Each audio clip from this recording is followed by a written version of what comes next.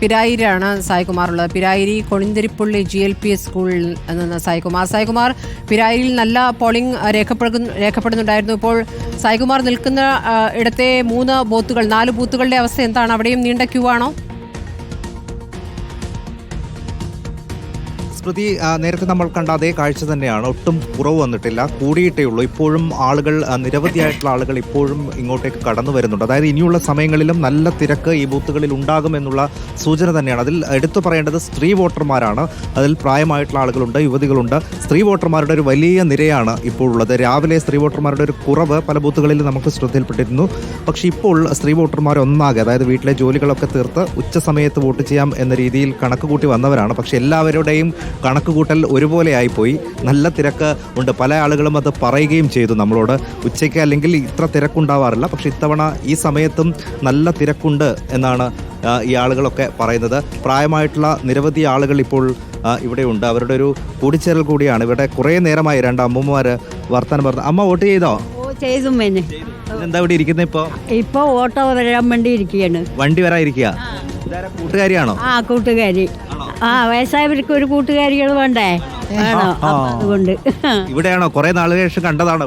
ഇവിടുന്ന് കുറെ ആദ്യം ഞങ്ങളുടെ തൊട്ട വീടായിരുന്നു. ഇവര് പിന്നെ കുറച്ച് ദൂരം പോയി. അപ്പൊ ഇതിപ്പോ കണ്ടതാണ്. സന്തോഷമായി ഇവിടെ കണ്ടപ്പോ? സന്തോഷമായി. കൂട്ടുകാരി എന്താ പറയുന്നത്? കൂട്ടുകാരിയും നമ്മളെപ്പോലെ വയസ്സായവരല്ലേ. നമ്മൾക്ക് വയ്യാണ്ടായപ്പോ ഓട്ടോ വേണം, അത് വേണം പറയാ. മുമ്പ് നിങ്ങളൊക്കെ ഒരുമിച്ചാണോ വോട്ട് ചെയ്യാനൊക്കെ വരാറ്? വരും. ഓട്ടോ നടന്ന് വരുമ്പോൾ നമ്മൾക്ക് ഓട്ടോ ഒന്നും വേണ്ടല്ലോ, ആരോഗ്യം ഉണ്ടാവുമ്പോൾ. അപ്പം നടന്നിങ്ങനെ വർത്തമാനം പറഞ്ഞിട്ട് തമാശ പറഞ്ഞ് ചിരിച്ചിട്ട് അങ്ങനെ വരും. ഇപ്പം നമ്മൾക്ക് നടക്കാൻ വയ്യാണ്ടായി. അപ്പോൾ ഓരോരുത്തർക്ക് വന്ന്, എന്നാലും വോട്ട് കളയാൻ പാടില്ലല്ലോ, ഒരു വില പിടിച്ച ഓട്ടല്ലേ.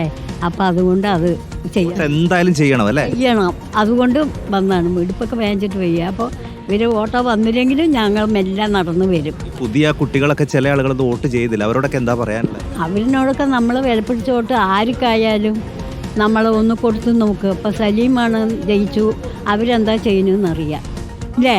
ഓരോ ആൾക്കാരിനെ മനസ്സിലാക്കാലോ. ഇത് ചെയ്താലല്ലേ മനസ്സിലാക്കാൻ പറ്റുള്ളൂ, ഇല്ലെങ്കിൽ മനസ്സിലാക്കാൻ പറ്റുമോ? അതാണ് മനസ്സിലാക്കാം. ഇതുവരെ ഒരു വോട്ടും പാഴാക്കിയിട്ടില്ല? ഇല്ല, എല്ലാ വോട്ടും ചെയ്തിട്ടുണ്ട്. എൻ്റെ ഭർത്താവ് വോട്ട് ചെയ്യാണ്ടിരിക്കാൻ സമ്മതിക്കില്ല. ഞങ്ങൾ ചെയ്തിട്ടുമുണ്ട്. രാഷ്ട്രീയ പ്രവർത്തനമൊക്കെ ഉണ്ടോ അതോ സ്ഥാനാർത്ഥി എങ്ങനെയാ? വോട്ട് രാഷ്ട്രീയ പ്രവൃത്തിയില്ല, എന്നാലും ഒരു വോട്ട് കളയാൻ പാടില്ല പറയും. വിലപിടിച്ച വോട്ടാണ്, അത് കളയാൻ പാടില്ല എന്ന് ഞാൻ എൻ്റെ കുട്ടികളോടൊക്കെ പറയും ചെയ്യും. എൻ്റെ ഭർത്താവ് പറയും. ഇപ്പം എൻ്റെ ഭർത്താവ് മരിച്ചു. കുട്ടികളോട് പറയാനുള്ള ഇതൊന്നും ആയില്ല. പേരക്കുട്ടികളൊക്കെ വന്ന് ചെയ്തിട്ട് പോയി. 2 ആൺകുട്ടികളുണ്ട്, പിന്നെ പെൺകുട്ടി ചെറുതാണ്. ആ 2 പേരക്കുട്ടികളും വന്ന് ചെയ്തു, മരുമകളും ചെയ്തു, മകനും ചെയ്തു. അപ്പം ഞാൻ ലാസ്റ്റ് പറഞ്ഞു. ജാനകി. കൂട്ടുകാരൻ്റെ വെള്ള. കണ്ടിട്ട് കുറേയായി. ഇവിടെ കണ്ടപ്പോ സന്തോഷമായി. എല്ലാ വോട്ടും ചെയ്യാറുണ്ടോ? വോട്ടൊക്കെ വരുമ്പോ ചെയ്യും. ഒന്നും പാഴാക്കില്ല. വോട്ട് ചെയ്തോ? ഇനിയിപ്പോ ആരെയാ കാത്തിരിക്കുന്ന? അങ്ങനെ രണ്ടാളും വണ്ടി വരട്ടെ.